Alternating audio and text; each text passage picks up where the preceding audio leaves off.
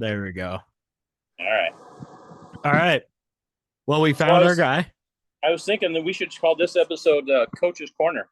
Coach's Corner. I like it. Yeah, well, it's going to be a shorter episode again, but we have a couple coaches to talk about. that's why I was thinking about that. Yeah, Mm-hmm. yeah, definitely. Hey, cheers to summer because it's 100 fucking degrees outside. Yeah, I got a smoothie, but Is it okay to swear in the first 5 minutes on YouTube, or do we get banned? nah, who gives a fuck? Nobody watches our fucking episodes anyway. And you know what? You deserve it with the heat out there, and you're sitting Thank you. outside braving the heat. I'm braving the heat just so I can have some background for this coach's content. There you go. So Well, we got our guy. the Chiefs got their guy, and it was a name that we hadn't heard until you heard it rumored through I Danny. actually through Danny. Yeah, I did actually hear that rumor. And I didn't know anything about the guy. I didn't even really realize where he came from previously, and I didn't realize the success he's had in the dub. I'd heard that name before, but I didn't. I for some reason I just didn't put two and two together. He was also. I think I kept confusing with Matt Lauer from the Today Show that got fired.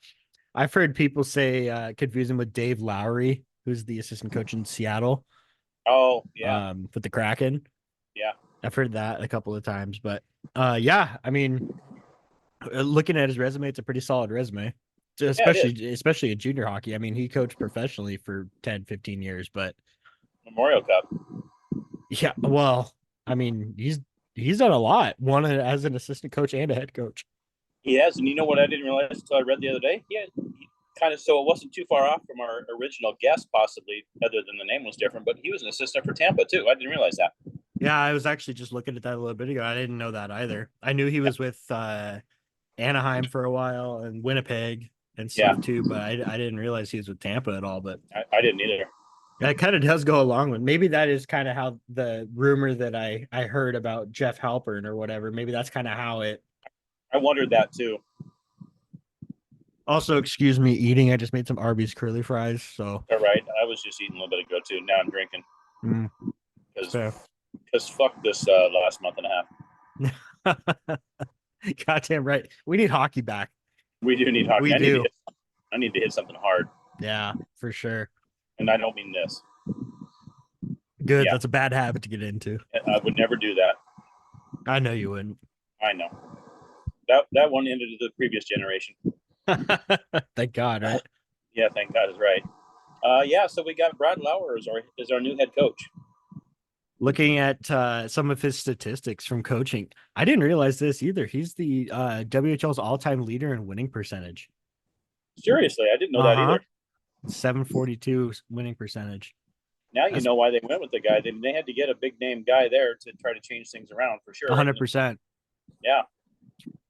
He signed a multi-year contract. Doesn't say how many years exactly, but 16th full-time head coach in franchise history.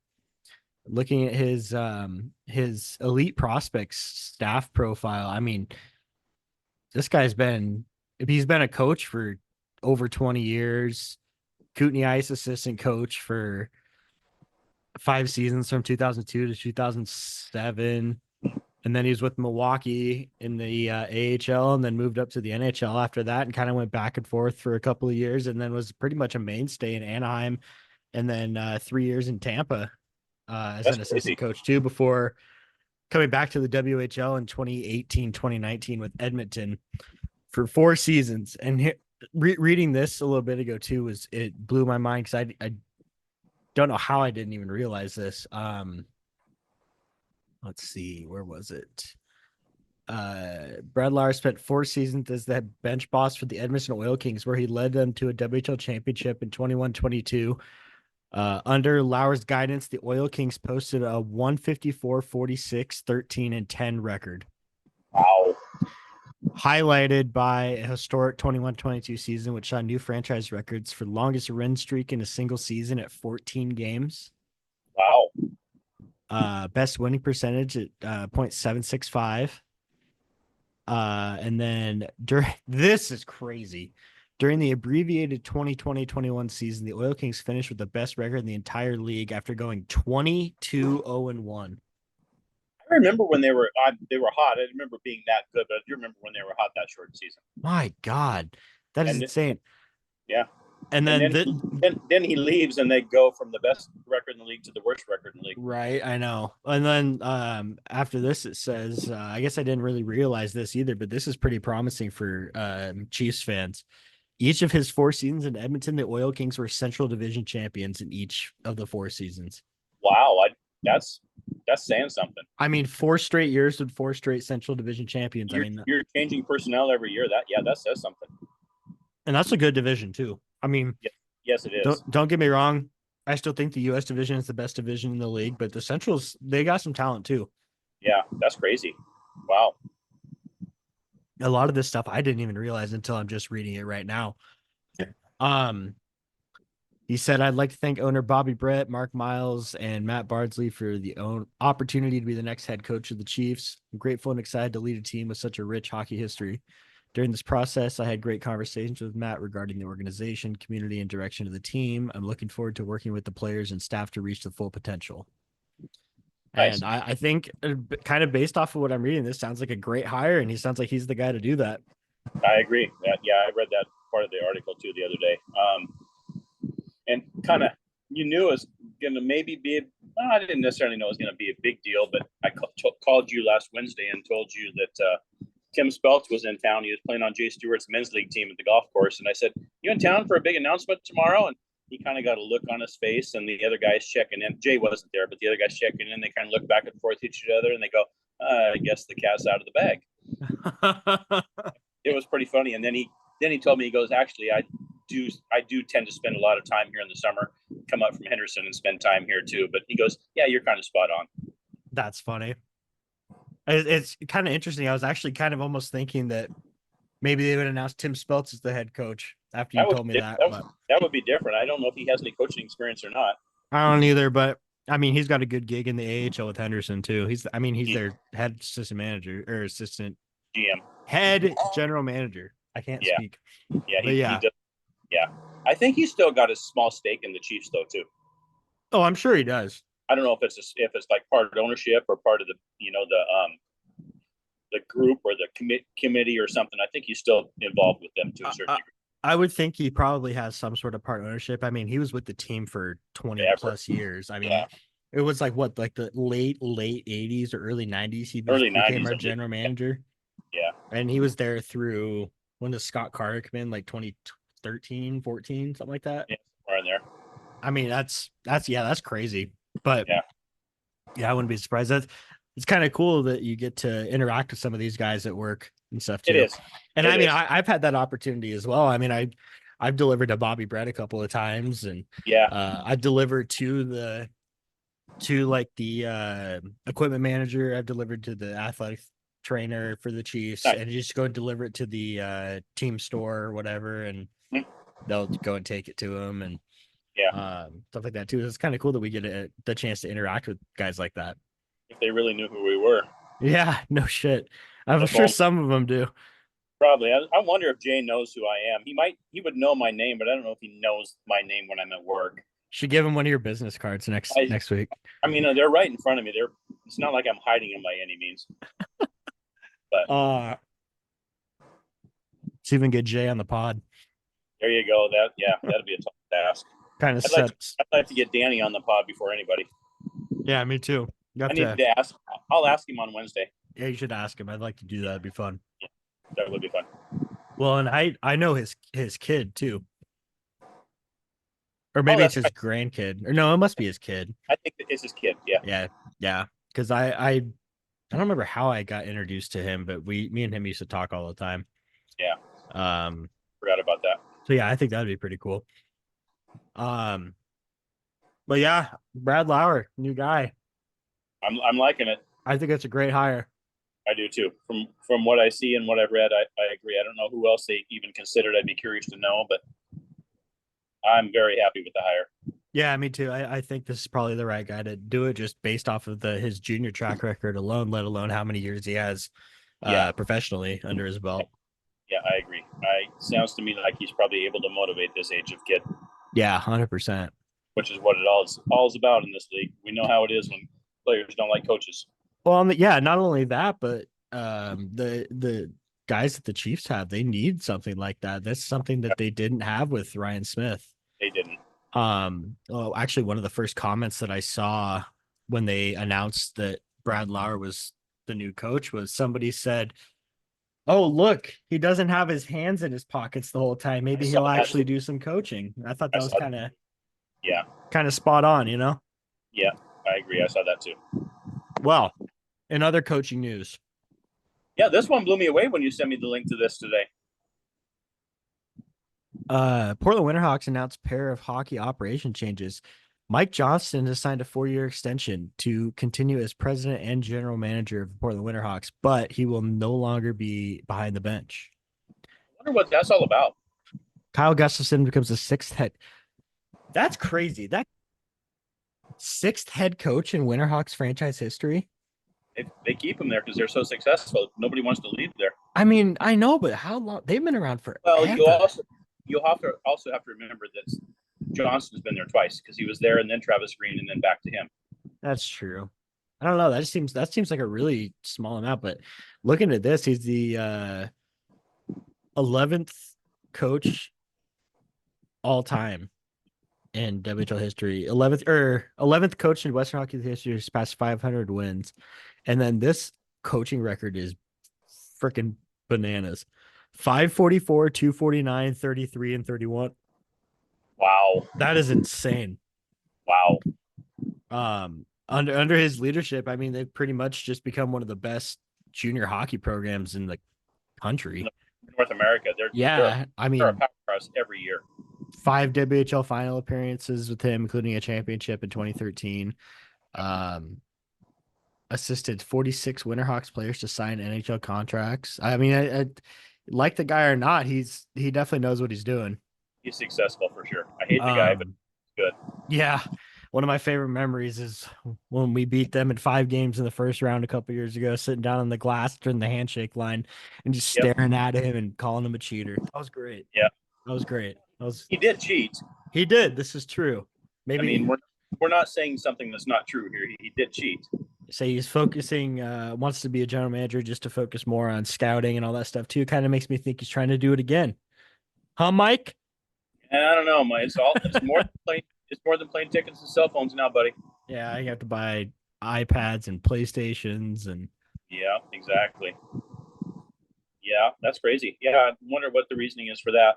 I wonder if it's just to stay involved and being done with it, giving that other guy an opportunity to better himself, or if there's other reasons for it, or what. It wouldn't surprise me if he ends up back as a coach at some point again. well, and Kyle Gustafson, a couple years ago when Bardsley took over as GM, he was rumored to be our guy. I know, I remember that. And so now he's taking over as head guy in Portland. So could be a pretty good coaching battle between the two here in the next over the next few years. Yeah, yeah. No, like I said, they always put on a quality program. They're a powerhouse every year. Oh yeah, every year, and they have not taken a step down at all. Not at all. I mean, you look at all the teams that go through like their rebuilds and stuff too. Portland hasn't. They're just consistent. Yeah, they don't rebuild. They just keep it going. I guess they re-add to it versus rebuild it. 100%. Yeah, it's insane. It blows my mind every time I think about it. Ready for this one? In other coaching news. Oh, so you have something new here. I didn't know.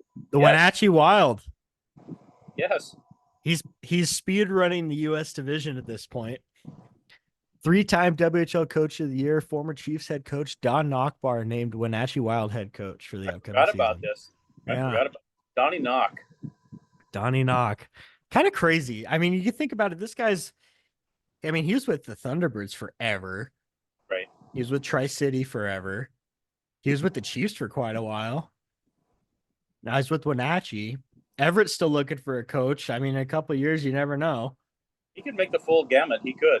And let's not forget, he's a good coach. No, I loved the guy when he was a coach here. I know the players didn't necessarily like him, but I loved the guy. I thought he was a great coach. I didn't hate him either. I mean, his toughness is definitely something that guys this age need. So yeah, I wouldn't be surprised to see Wenatchee kind of blow up in the next couple of years. I I figured the guys just didn't like bag skating for him. Yeah, well, maybe you should play better and you wouldn't have to. That's what we always said. Sorry, Kyler. Here's taking effect. But at the same time, I have to give the guy kudos too, because I do have a little connection to this guy. He was my first Twitter account I ever got blocked from. That's right. You know, it's funny. I actually, I think I'm still blocked on Twitter. I'm sure I am too. I'm sure I am too. I was a menace when I was, 15, 16. I'm You still were. kind of a menace, but You mellowed quite a bit, but yeah. yeah. I have to be a little bit more tame now, but it happens with age, buddy. yeah, but yeah, I'm blocked by him too, and I know you and I are the only Chiefs fans or employees or whatever you want to call it that are blocked by Don. Yes, on I know. Twitter. No, Donnie blocked a few of us. But Yeah, those were fun times, though. it was. What was it? You were fake recycle man. I was recycle man. Thank God that guy's gone, right? We had fake Don Knockbar. We had fake Kevin Constantine. I was fake Reed Gow. Fake Reed Gow. Yeah, we had a lot of. I made some of the players not really like me very much back in the day. Yeah, which is funny because they didn't like you on Twitter, but they loved you on WHL memes on Facebook. I know, and that's the best part is I don't think they still to this day don't have any idea that that was me. No, they had no idea the connection. That was hilarious. Yeah. Don Knockbar, 19 seasons as a head coach in the WHL with Seattle, Tri-City, and Spokane. Third winningest coach in WHL history with 692 wins. Wow. Spent nearly a decade as an assistant coach at the NHL and AHL level. So a little bit of a surprise. That's a name that I honestly, for some reason, did. I knew Wenatchee was looking for a new guy after their coach retired, but I did. That's one name that I didn't think of. Yeah, that's crazy. So now we got Bill Peters back in the league. We got Don Knockbar. It's time for Travis Green to resurface. I was thinking Mike Babcock, Everett Silvertips. Oh, there you go. Jesus, let's just bring them all back in the U.S. division. Yeah, why not? I mean, it's already going to be a tough division as is. It's just make it even harder. Yeah, I think Travis Green's going to get another crack at the NHL before he comes back to the Dub. I thought I saw that he got signed somewhere, but maybe I didn't. Yeah, I don't know. I've heard his name thrown around. Yeah. Wait. He's the head coach for Ottawa now. For who? Ottawa, the Senators. Oh, really? I guess I didn't know that. Uh-huh. Good for him. Yeah. I think that was something that it happened recently, but yeah, well, he's a good coach. He was kind of a wuss when he played for us and when he played for the Islanders, but as far as a player goes, but he's been a great coach. Yeah, absolutely. And yeah, we saw that in Portland in the U.S. division. There was actually I actually thought maybe that's who we were going to hire for a coach too, to bring a Chief back. That would have been really cool, actually. It would have been cool. I don't know if it would have been the best move for the team and the organization, but it would have been kind of cool. Oh, I definitely still think he deserves to be in the NHL. I agree. At the moment, anyways. He got the shaft in Vancouver for sure. Oh, 100%. Yeah. And New Jersey it just didn't work out for him there either. But they do that to their coaches in Vancouver, just like they did to Bruce Boudreau too. Yeah, definitely. I'm kind of surprised it hasn't happened to Tocchet yet. Yeah, it's because he was pretty successful. Yeah, Vancouver's going to be interesting in the next few years. Yeah. Some other U.S. division news. Tri-City already named their captain for the next season. I thought that was kind of strange to do it. Jake Sloan, really 35th captain in franchise history. I thought that was a little bit interesting. I don't remember seeing a captain being named in the middle of the offseason. I wonder if that's one of those situations where the guy's unsure if he wants to come back or whatever too, and they do it as kind of an incentive thing to let him know that he's their guy. Who knows? Yeah, I don't know, but I mean, he's a hell of a player, and he's not really that much of a prick. So I guess I can't be too. I like it. Yeah, there are teams out there that never name a captain. So yeah. Oh shit! Speaking of teams that never named a captain, and speaking of teams that never named a captain with a player that was the unannounced captain, in my opinion, Ty Shoveldayoff signs a 1-year contract with the Rochester Americans in the American Hockey League. That's awesome. And it's interesting. It was like right after he's just signed a deal with Maine in the ECHL. Oh, I didn't see that. It was literally like either a day or like hours after. Huh. but signed a 1-year deal with the Rochester Americans in the AHL. So that's good for him. Good for him. I'm happy to see that he's still getting a chance. I know Connor Roulette signed a deal with Tulsa in the ECHL as well. Yeah, I saw that. But other than that, I haven't had any news on any of those overagers from last season. Bunch of the Chiefs and prospects and stuff too got invited to Canada's programs of excellence for their summer camps. So Berkeley Catton, Carter Essler, Brody Gillespie, Mathis Preston. We're gonna have a good team in the next few years. Like next year and beyond. I mean, I'm pretty excited for it. I'm excited for 2 years from now. Yeah, 100%. Where was it? Catton will participate at the National Junior Team Summer Showcase. I think he's going to be on Team Canada this year in the World Juniors, 100%. Definitely.